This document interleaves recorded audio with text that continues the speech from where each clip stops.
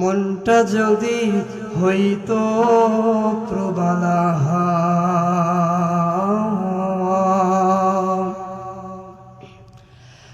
হইতো যদি সুবড় কবুতর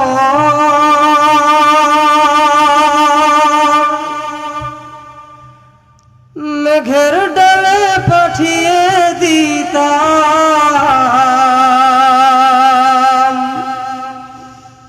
মেঘের ডালে উড়িয়ে দিতাম মদিনারি পথে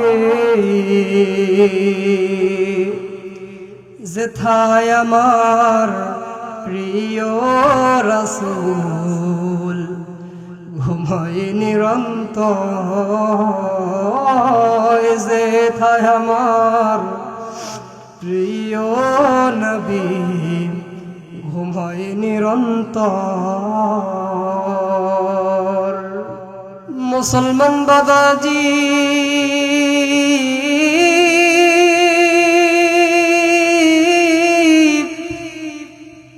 আমার বন্ধুগণ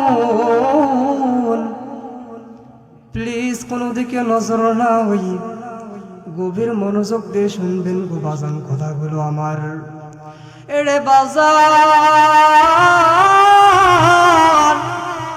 এই দুনিয়াতে কেউ কারোর জন্য আপন নয় রে বাজান কেউ কারো আপন নয় সন্তান বাবার আপন নয় বাবা সন্তানের আপন নয় যতদিন স্বার্থ আছে ততদিন আপন আছে যদি স্বার্থ ভুলে যায়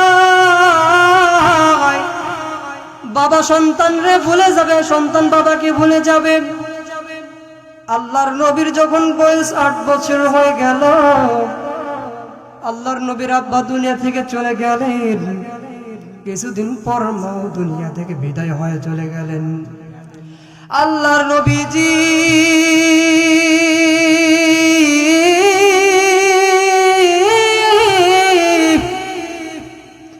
একটা চাচা ছিল বাজার আল্লাহর নবীর 8খানা চাচা ছিল আল্লাহর নবীর চাচা আবু তালিব আব্দুল মুত্তালিব ইন্তেকালের পর আল্লাহর নবীর চাচা আল্লাহর রাসূলকে দেখাশোনা করত এরে বাজার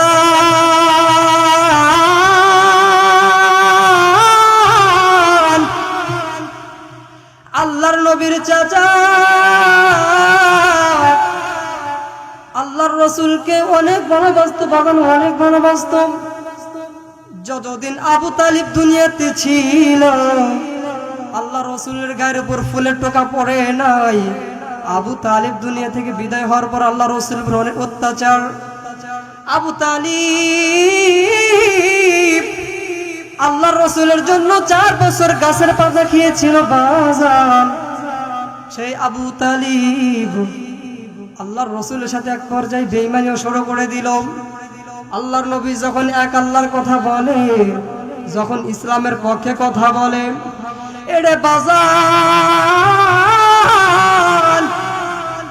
আল্লাহর নবী যখন আল্লাহর কথা বল যখন মানুষের ধারে ধারে পৌঁছে দেয় ইন্নাদ-দীন ইনদাল্লাহিল ইসলাম ইসলাম অফ দা গোফ of life if the completion Islam হইল প্রত্যেক মানুষের জন্য পরিপূর্ণ জীবন ব্যবস্থা এরে হিন্দু আব্বু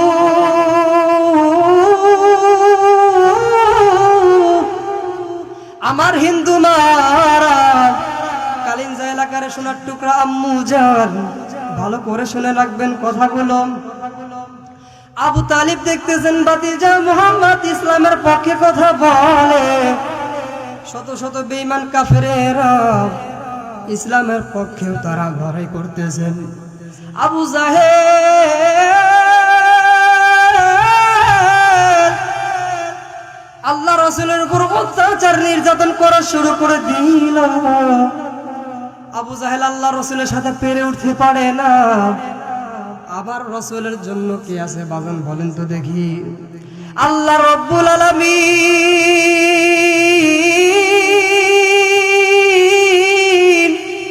ডাক দে বলে বন্ধু আমার যতই আবু জাহেল উদ্বা সাহেবা কাফেরেরা আসুক আপনি রসুলকে অত্যাচার করবে, কিন্তু আপনার উপর থেকে ইসলামের পতাকা তারা সরাই দিতে পারবে না।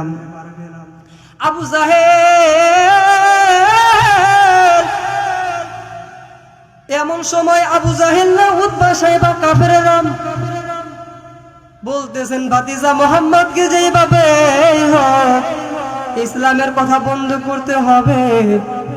আবু জাহেল্লা ডাক দিয়ে বলতেছেন, ভাই আবু তালেব একটা পরামর্শ শোনো।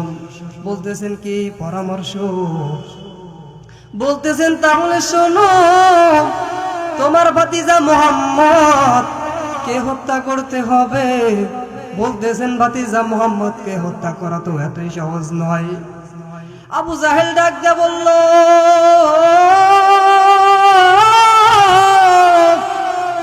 এরে আবু তালিব, ভালো করে তুমি শোনো, তোমার ভাতিজা মোহাম্মদকে একজন হত্যা করতে পারে।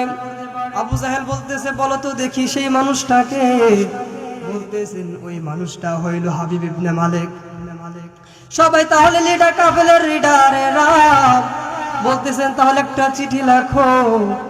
কাফের আবু জাহেল একটা চিঠি লিখলো বাজান হাবিব ইবনে মালিকের নামে। হাবিব ইবনে মালিকের কাছে চিঠিটা যখন পৌঁছে দিল, হাবিব ইবনে মালিক চিঠিটা দেখার পর চিঠিটা দেখে বলতেছে, এই মোহাম্মদ আবার কে? এই মোহাম্মদকে হত্যা করতে হবে আমাকে। হাবিব ইবনে মালিক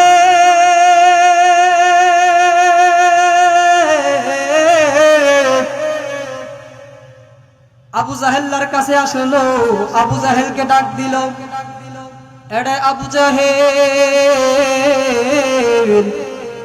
তুমি চিঠির মাধ্যমে লিখছো মোহাম্মদ নবীকে হত্যা করতে হবে। এই মোহাম্মদটা আবার কে? মোহাম্মদটা আবার আর কে? হাবিব ইবনে মালিককে বলতেছেন, ভাই হাবিব ইবনে মালিক, ভালো করে শুনে রাখো, আবু মোহাম্মদ হইল আবু তালিবের ভাতিজা। হাবিব ইবনে মালিক ডাক দিয়ে বলতেছেন, ভাই আবু তালিব, আমি মোহাম্মদকে হত্যা করব, এরপর এর বিনিময়ে তুমি আমাকে কি দিবা? আবু জাহেল্লা ডাক দিয়ে বলতেছেন, ভাইজান, যদি মোহাম্মদকে আপনি হত্যা করতে পারেন 100 খানা লাল উট উপহার দেওয়া হবে। হাবিব ইবনে মালিক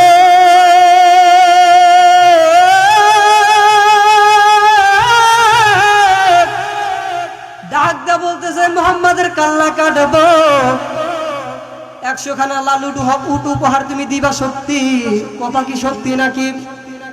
আবু জাহেল বলতেছেন, আমি সত্য কথা বলি। হাবিব ইবনে মালিক বলতেছেন, আবু জাহেল, তোমার কথা আমি বিশ্বাস করি না, তুমি একটা মিথ্যাবাদী, তুমি একটা প্রতারক। আবু জাহেল ডাক দা বলতেছেন, ভাই হাবিব ইবনে মালিক, আমি তোমাকে 100 লাল উট উপহার দিব, শত শত মানুষের সামনে আমি বলতেছি। এমন সময় আবু তালিব ডাক দা বলতেছেন, ভাই ভাই হাবিব ইবনে মালিক, তুমি যদি মোহাম্মদ আর আমার ভাতিজার কাল্লা কাটো, আমি আবু তালিব বলে দিলাম, আমি তোমাকে 100 খানা তেল মোহনা দিব। হাবিব ইবনে মালিক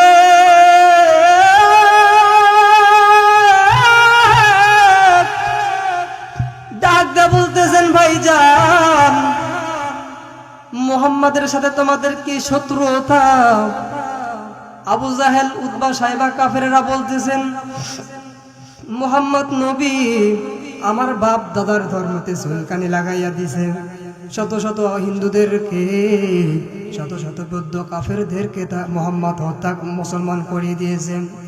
এরে ভাইজান,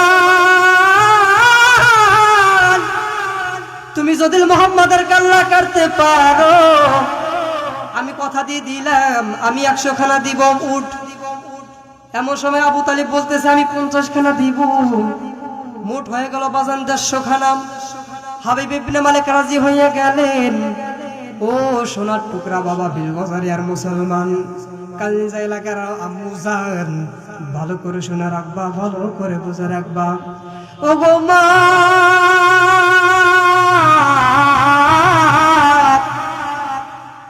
হাবিব ইবনে মালিক সৈন্য প্রজাদেরকে ডাকা হইল। হাবিব ইবনে মালিক বলতেছেন তোমরা সবাই তলোয়ারটা রাজ্য থেকে নিয়ে আসো। হাবিব ইবনে মালিকের প্রজারা তলোয়ারটা নিয়ে আসা হইল। হাবিব ইবনে মালিক বলতেছেন ভাইজান আবু তালিব বলো তো দেখি মুহাম্মদুর রাসূলুল্লাহ কোথায় আছে?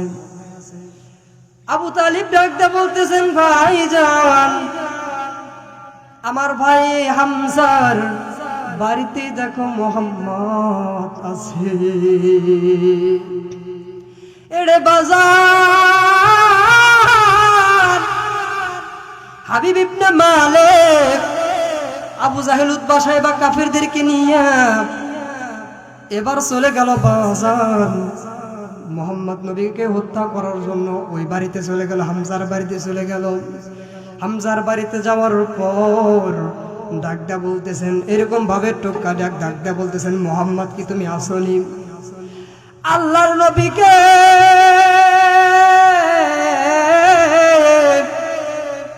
ডাকদা বলতেছেন চাচি আম্মা ডাকদা বলতেছেন বাজান মোহাম্মদ তুমি যাইবা না, তুমি তাদের ডাকে সাড়া দিও না। আল্লাহর নবী ডাকদা বলতেছেন চাচি আম্মা তারা আমাকে হত্যা করার জন্য পরামর্শ করেছে। আল্লাহর নবী ডাকদা বলতেছেন চাচি আম্মা আপনি চিন্তা করবেন না, আপনি পেরেশানি হবেন না, আমার জন্য আমার আল্লাহ আছে। আল্লাহর নবী ডাকদা বলতেছেন আমি ঘরের ভিতরে আছি। আল্লাহর নবীজি ঘর থেকে বের হয়ে গেল। আল্লাহর নবী যা বলতেছেন তোমরা খাবা। আবু জাহেলরা কাফেররা ডাকদা বলতেছেন হাবিব ইবনে মালিক ডাকদা বলতেছেন ভাই তো মুহাম্মদ তোমাকে আমরা নিয়ে যাব। আল্লাহর নবী চাচি আম্মা ডাকদা বলতেছেন বাজান মুহাম্মদ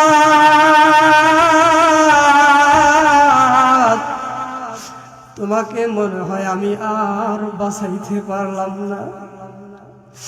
আল্লাহর নবী ডাকদা বলতেছেন চাচি মা আমার জন্য কেউ না থাকলে আমার জন্য আমার আল্লাহ আছে।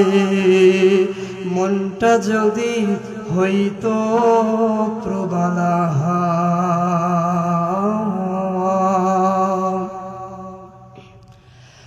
হইতো যদি সুবড় কবুতর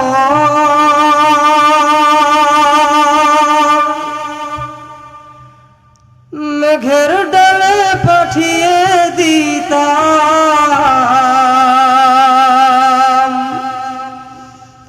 মেঘের ডালে উড়িয়ে দিতাম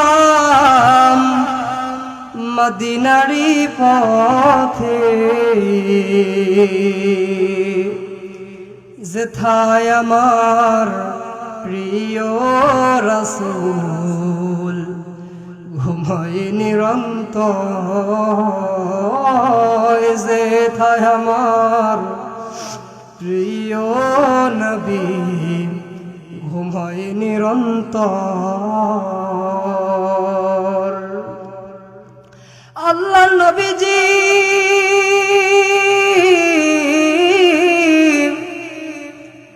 আবু জাহেলদের সাথে হাবিব ইবনে মালিকের দরবারে চলে গেল বাজান। হাবিব ইবনে মালিক ডাকদা বলতেছেন এরে মুহাম্মদ তোমাকে হত্যা করার জন্য তোমার চাচা আবু তালিব আমাকে আনছে। আল্লাহর নবীজি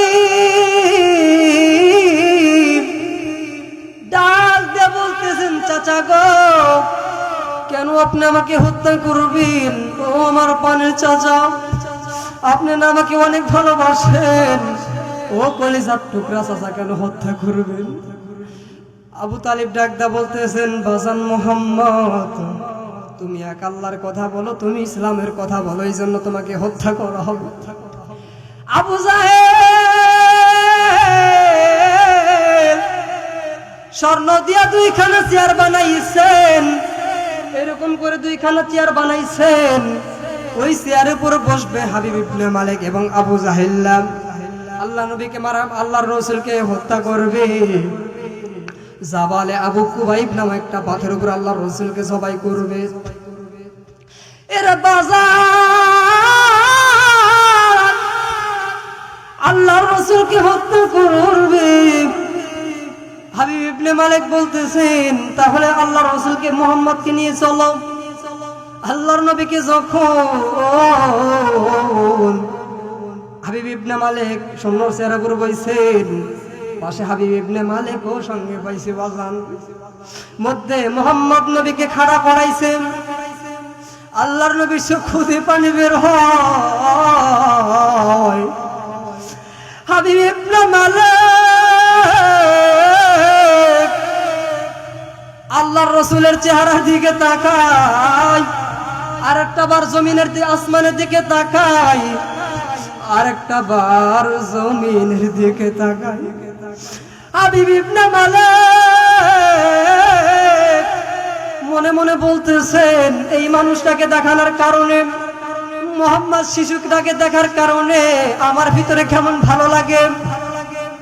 আল্লাহর রাসূলের চেহারা এত সুন্দর মায়া ছিল। বাজান ও কলিজার টুকরা বাজান, বীর গজরের বাজান, ভালো করে শুনে রাখবেন। আল্লাহর রাসূলকে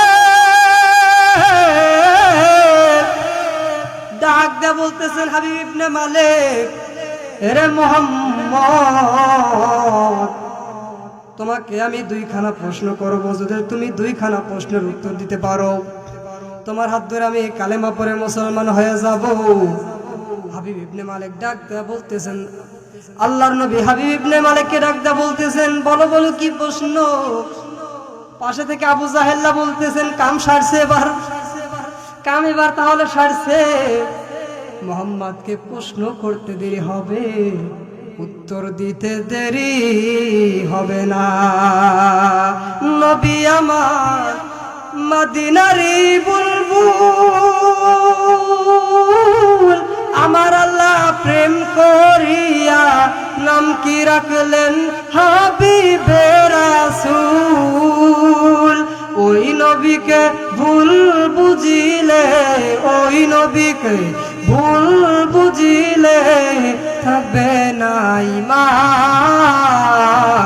আশিক বিনে কে বুঝিবে আমার দিনের নবীর শান। এর বাজার হাবিব ইবনে মালিক আল্লাহর রাসূলকে ডাক দিয়ে বলতেছেন, মুহাম্মদ, তোমাকে আমি দুইখানা প্রশ্ন করব, যদি উত্তর দিতে পারো তোমার আমি হাত ধরে কালেমা পড়ে মুসলমান হয়ে যাব।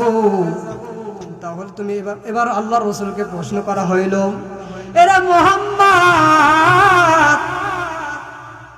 বলো তো তুমি এই আকাশের চাঁদখানা তোমার হাত দিয়ে একটু দুই খণ্ড করো। আল্লাহর নবীর হাতখানা তোলা করতে দেরি, চাঁদ দুই খণ্ড হতে দেরি না। জোরে বলেন আল্লাহু আকবার। এরা বাজার